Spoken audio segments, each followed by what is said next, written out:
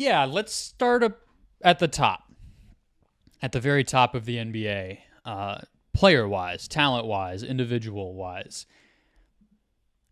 I think what we've learned about the NBA the past couple years, and maybe this changes as we see the ramifications of the new CBA, but we're still in this era, I think, and I've called it like a trade and extension league.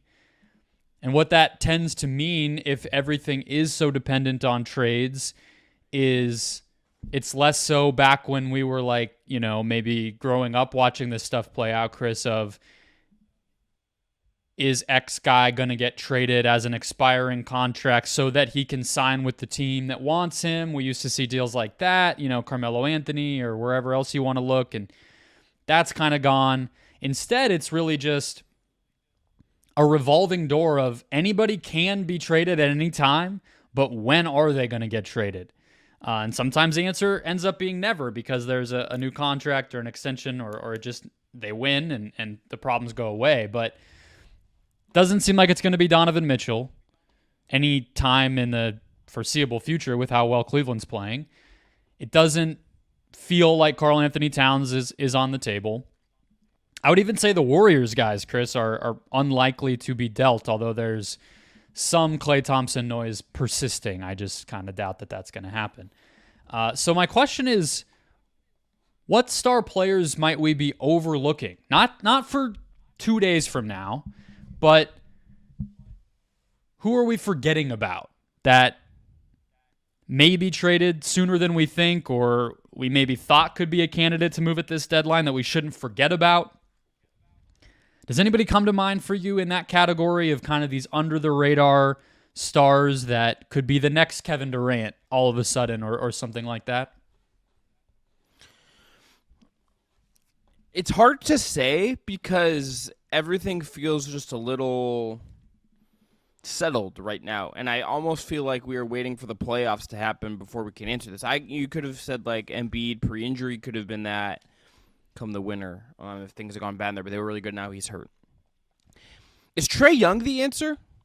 Like, is Trae Young kind of the only one, considering where the Hawks are at, considering I think his reputation is kind of sunk a little bit? If you look through the standings and you just look for name guys in the league right now, he feels like the one to me. There's not really one to me in the West. I think it's Trae Young. I think is where I would go with that. Okay. I think it could be, but this goes back to the conversation we had last week about him as an all-star, and turns out he was a replacement. They announced that right before we hit record. Respect to Jarrett Allen. Free Jarrett Allen from NBA hell. Why did he not get in? Scotty Barnes and Trae Young over our guy Jarrett. Yeah, and Porzingis. Porzingis also should feel aggrieved by not getting in. But so okay, he's an all-star. But I threw it at you last week of has the league kind of passed over the Trae Young moment? Is that over in terms of fans, the league treating him like a centerpiece, teams thinking of him that way? I don't know how many teams are thinking, outside of the god-awful ones that would say yes to anything. I don't know how many teams are looking at their roster and their situation and thinking we're Trae Young on a max headed toward a super max away from what we want to be. I think that's why he doesn't get brought up. I think it's sort of settled to me that the Hawks are just going to revamp around him. And, they're going to trade DeJounte. We'll see what happens with like Bogdanovich or Capella or DeAndre Hunter, but kind of feels like they're just going to go into next season with like a roster that ideally makes a little more sense for Quinn Snyder, centered on Trae and Jalen Johnson. And I think it kind of feels like he's resigned to that too. I just don't think that noise is there because I'm not sure what the market would be. Yeah, I guess the idea to me in answering that way is like sometimes there is no noise and it just kind of happens, like, and just takes one little trickle of noise. Did a name come to mind for you? If you don't, think I it's have Trae, three. Is there someone? Oh boy, okay, hit me. think I was going to ask a question and not have an answer to my own thing? That would be Well, a bad prompt. I'd just be Brendon, throwing you out to dry there. So I mean, look. Sometimes I ask questions in part, like even on shows, and it's maybe not always the best podcasting, but I tend to want to ask questions that I sometimes am stumping myself with. So if you would have done that to me, I would have understood that. So let's stay in the East for one. And this is not a surprise name by any means, but it's just one that, because of the nature of his team's season and his season, has just gone quiet a little bit. But it's sort of Karl-Anthony Towns East to me, which is Jaylen Brown. Yeah. Is Jaylen Brown on the Celtics to start next season, no matter what happens the rest of the way? If I just ask you that question and you can't say if they win the championship, throw that answer out. That's obvious. But if I just asked you and you take everything into consideration, do you think he's on the team next October 20th or whatever? I kind of want to say no, just from like a pure money perspective. Just a pure what can we afford perspective. Yeah, they have a player option for Drew Holiday that kicks in next year at $39.4 million. Jaylen's contract kicks in at 52. Tatum is at 34.8.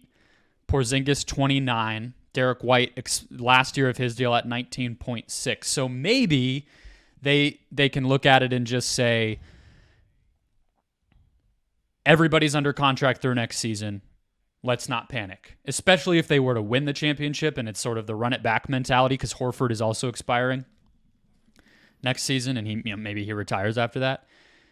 But I also think that there could just be some value in saying, like, especially if they maybe don't win the championship, hey, we're just going to flip Jaylen into some other stuff and reset the team as like a Tatum, Porzingis, White centered group and go from there. So I just think we've kind of forgotten that this whole looming thing we all talked about before they came out and stomped everybody for the first half of this year isn't going away. Again, kind of like Cat.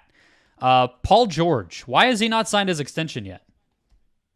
Yeah, that's a really great one, considering you kind of would have just thought he was just going to sign the extension once Kawhi did, and the comments he gave kind of led you to think they're just going to figure it out, and it was closer, and yet it's significantly after that, and it hasn't happened. So that's a good one. It just feels like hard for them to trade him as well. Just considering like where they're at. Well, if they didn't sign him to an extension, he would be a free agent. Would be with the thing with him. True. That's true.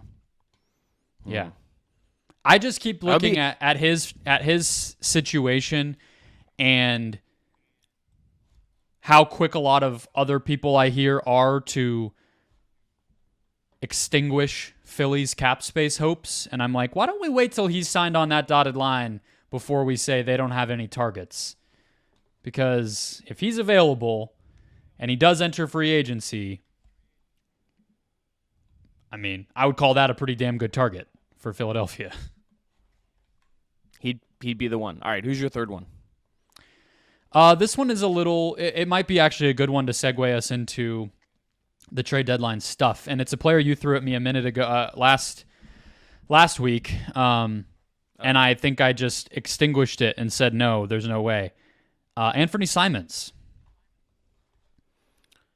Did I throw Anthony Simons at you? This is where we're at. It's just everything's yeah. A blur. We talked about Portland. I don't know if it was last week, but definitely I think around Jeremy Grant and some of that stuff. Oh yeah. And you were like, well, what about trading Simons? And I said, well, he's too good. But yeah, this rings a bell. Yeah, okay, we're back. Yeah. But at the end of the day, he does still play the same position as two guys younger than him, and he's on an amazing contract. I wouldn't be selling, like, get rid of him just to, like, clear space for Scoot or something, but I would definitely be thinking long and hard about if I want to give him his next contract in a couple years and be wanting to get in front of that if the answer is I don't want to give him that contract. I think, too, part of this with him, Brendon, is we're in a situation where I think, except Paul George because it's free agency part of it, I think you could see some of these trades, some of these hypotheticals be something that teams just say, can we wait till the draft? And that's been some of the reporting on Kuzma's and some of these other guys that are theoretically on the market. Some teams I think are just maybe saying, can I just wait until the summer and get better value? I think we're seeing that with some of this, and with Simons. Like, why are you in a rush to trade him now? Maybe not. George is kind of the one, and like obviously Boston is like not trading Jaylen Brown right now. Like can you imagine if they were tomorrow like, hey, we traded Jaylen Brown for just like some, you know what I mean? That's exactly what I'm saying though. Is like this is not a why aren't these teams trading these guys list. Yeah. This is a don't forget about these guys as we're thinking about their teams right now, their teams heading into the offseason, their teams maybe adding other guys at this deadline. Because, again, it is also connected, right? Like Portland with Simons, who I just brought up. Brogdon has been making his own campaign to not get traded.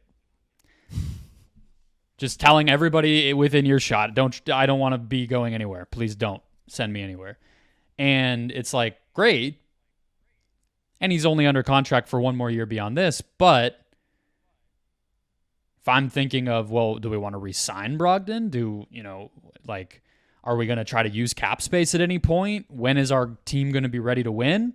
Is Simons part of that, right? And so it's something to be thinking about. I don't think it ever was going to happen at this deadline. But it would not surprise me, like you just said, if it happened on draft night or in July sometime.